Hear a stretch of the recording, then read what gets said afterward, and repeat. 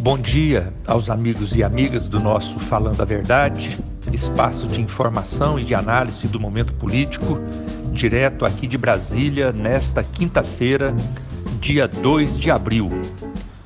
Tudo indica que nós viveremos momentos de muita apreensão nos próximos dias aqui no Brasil, com a divulgação dos números de casos de coronavírus e também de óbitos.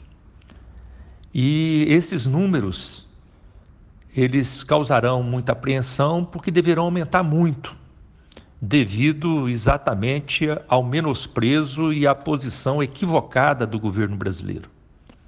O governo brasileiro não fez a lição de casa, ele teve até a vantagem de outros países, a vantagem de ter sido avisado, porque viu o caso da China, viu os fatos na Europa, mas mesmo assim não tomou a iniciativa necessária. Menosprezou, não disponibilizou os testes para a população de risco e assim não teve até hoje como acompanhar os casos de infectados pelo país. Não comprou os equipamentos de proteção individual para os profissionais de saúde, que começam agora a se apresentar também infectados. Vocês devem ter visto aí o fato do Hospital Sírio-Libanês e do Alberto Einstein, dois hospitais de ponta que afastaram cerca de 450 funcionários profissionais da saúde por já estarem doentes. Imagine se lá é essa situação, imagine pelo Brasil afora, onde os nossos profissionais da saúde estão na linha de frente, trabalhando, enfrentando a pandemia e sem o mínimo de proteção, sem jaleco, sem macacão, sem máscara, sem luva, sem nada. E por isso a tendência é que os números de infectados e de óbitos vão aumentar nos próximos dias e o governo agora vai se mexer, mas muito atrasado.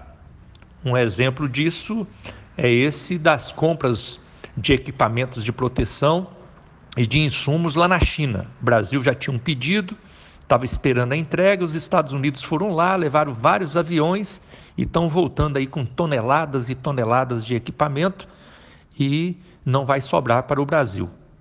Então aí o governo brasileiro vai falar, não, mas nós queríamos comprar, mas o problema é que não tem aonde comprar. Sim, não tem aonde comprar porque o governo atrasou, porque o governo não tomou a iniciativa necessária, menosprezou e não teve aquela agilidade que precisava ter para enfrentar essa guerra contra o coronavírus. Outro exemplo é a questão dos testes.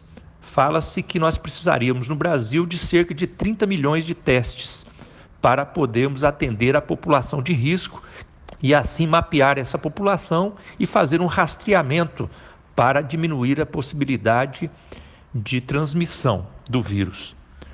Só para vocês terem uma ideia, chegou ao Brasil cerca de 500 mil. Para quem precisa de 30 milhões, chegou 500 mil testes rápidos, que vão servir agora, espera-se, para os profissionais de saúde e para os agentes de segurança que trabalham em situação de risco. Como controlar uma pandemia como essa sem ter o diagnóstico, sem saber realmente o que está acontecendo?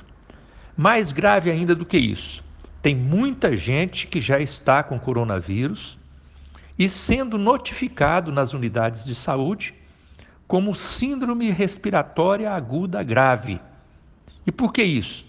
Porque chega na unidade, está com problema respiratório, mas não fez o teste, não tem como dizer que é coronavírus. Então coloca como síndrome respiratória aguda grave.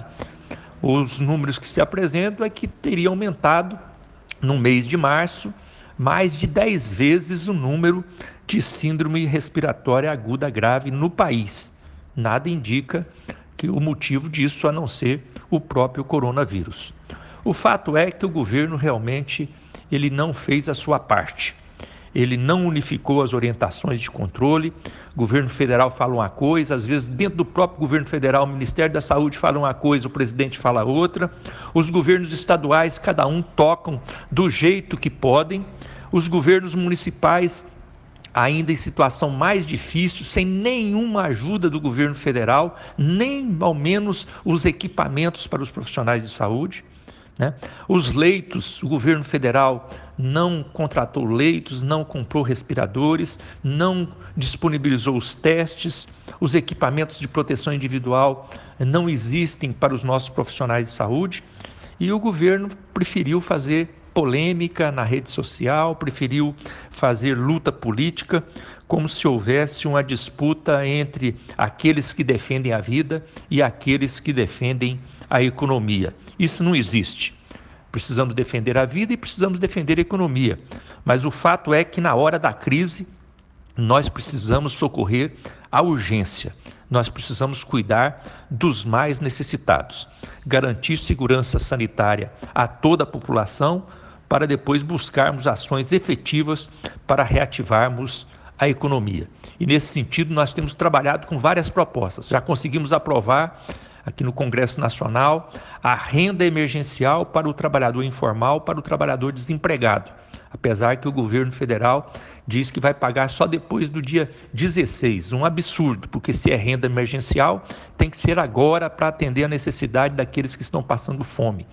Mas já estamos também trabalhando um outro projeto, da renda para os trabalhadores formais, para aqueles que estão trabalhando, têm carteira assinada, ter uma renda garantida para ele que não vá trabalhar e assim não corra o risco de ser infectado, para ele ficar no isolamento social em casa. Para isso nós vamos arrumar também, estamos propondo uma ajuda financeira para as empresas, para as micro, pequenas e médias empresas, para que elas possam se sustentar nesse período. É assim que nós podemos fazer o enfrentamento dessa grave pandemia, a pandemia do coronavírus, que assola o mundo e que aqui no Brasil, infelizmente, o governo federal não toma as iniciativas necessárias e nós estamos alertando a toda a população. Grande abraço a vocês.